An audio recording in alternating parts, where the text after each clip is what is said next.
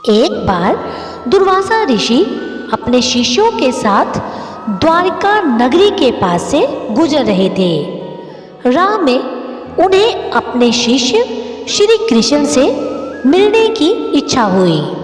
उन्होंने अपने शिष्यों को श्री कृष्ण को बुलाकर लाने को भेजा। उनके शिष्यों ने द्वारिका जाकर द्वारिकाधीश को उनके गुरुदेव का संदेश दिया। संदेश सुनते ही श्री कृष्ण नंगे पैर दौड़े दौड़े अपने गुरु से मिलने आए और उनसे द्वारिका नगरी चलने के लिए विनती की। लेकिन दुर्वासा ऋषि जी ने चलने से इनकार कर दिया। कृष्ण ने अपने गुरु से पुनः चलने के लिए आग्रह किया। दुर्वासा ऋषि मान गए, लेकिन उन्होंने एक शर्त रखी। उन्होंने कहा कि वो जिस रथ से जाएंगे उसे घोड़े नहीं खींचेंगे, बल्कि एक तरफ से श्री कृष्ण और एक तरफ से उनकी पत्नी रुक्मिणी खींचेंगे। श्री कृष्ण मान गए और वह दौड़ते हुए पत्नी रुक्मिणी के पास गए। रुक्मिणी को उन्होंने गुरुदेव दुर्वासा की शर्त बताई। रुक्मिणी मान गई और फिर दोनों गुरुदेव के पास वापस आए और उनसे रथ पर बैठने की विनती की। जब गुरु दुर्वासा रथ पर बैठे तो वह अकेले नहीं बैठे, बल्कि उन्होंने अपने शिष्यों को भी रथ पर बैठने के लिए कहा। कृष्ण जी ने इस बात पर ध्यान नहीं दिया, क्योंकि वे जानते थे कि गुरुदेव उनकी परीक्षा ले रहे हैं। कृष्ण ने रुक्मिणी को रथ खींचने का संकेत दिया और दोनों उस रथ को खींचते खींचते द्वारिका तक ले जाने लगे। बीच रास्ते में रुक्मिणी को प्यास लगी। श्री कृष्ण ने उन्हें थोड़ा धैर्य रखने को कहा। जब रुक्मिणी नहीं मानी तो श्री कृष्ण ने अपने अंगूठे को जमीन पर मारकर पानी की धारा निकाल दी। रुक्मिणी ने उस पानी से प्यास बुझाई और वो कृष्ण जी से भी आग्रह करने लगी कि वो भी पानी पी लें। उनके आग्रह का मान रखते हुए श्री कृष्ण ने पानी पी लिया। ये देख ऋषि दुर्वासा रुक्मिणी पर क्रोधित हो गए कि उन दोनों ने पानी पीकर प्यास बुझा ली, जबकि उनसे और उनके शिष्यों से नहीं पूछा। इसलिए क्रोध में आकर उन्होंने रुक्मिणी को श्री कृष्ण से 12 वर्ष अलग रहने का श्राप दे दिया। ये शाप बाद में पूरा भी हुआ।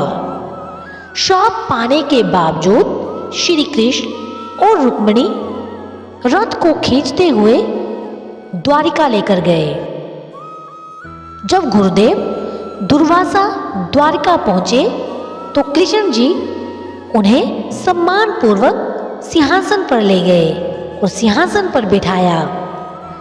उनका आदर सत्कार किया। भोजन में उन्होंने 56 भोग बनवाया, लेकिन जैसे ही वो व्यंजन गुरुदेव के पास पहुंचा, उन्होंने सारे व्यंजनों का तिरस्कार कर दिया। उन्होंने कहा, ये ऋषियों के खाने योग्य भोजन नहीं है। ये देख कृष्ण जी ने उनसे उनकी इच्छा पूछी। ऋषि दुर्वासा ने कृष्ण जी को खीर बनवाने के लिए कहा।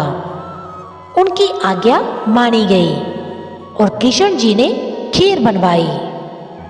जब खीर से भरा पतीला दुर्वासा ऋषि के पास पहुंचा तो पहले उन्होंने खीर का भोग लगाया और फिर उन्होंने बाकी खीर भगवान कृष्ण को खाने के लिए कहा।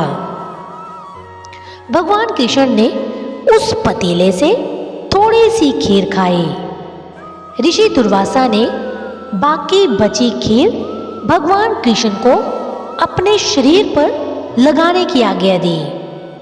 आज्ञा पाकर श्री कृष्ण ने खीर को अपने पूरे शरीर पर लगाना शुरू कर दिया। उन्होंने पूरे शरीर पर खीर लगा ली, लेकिन जब पैर पर लगाने की बारी आई तो उन्होंने अपने पैरों पर खीर लगाने के लिए मना कर दिया। दुर्वासा इस बात से क्रोधित हो गए। इस पर श्री कृष्ण ने कहा, गुरुदेव, ये खीर आपका भोग प्रसाद है। मैं इस भोग को अपने पैरों पर कैसे लगा सकता हूँ? ऋषि दुर्वासा कृष्ण जी की बातों से अत्यंत प्रसन्न हुए। उन्होंने कहा, माधव, मैं तुमसे बहुत प्रसन्न हूँ। तुम हर परीक्षा में सफल रहे। मैं तुम्हें आशीर्वाद देता हूँ। तुमने जहाँ जहाँ खीर लगाई है, तुम्हारे शरीर का वो सारा हिस्सा वज्र के समान हो जाएगा।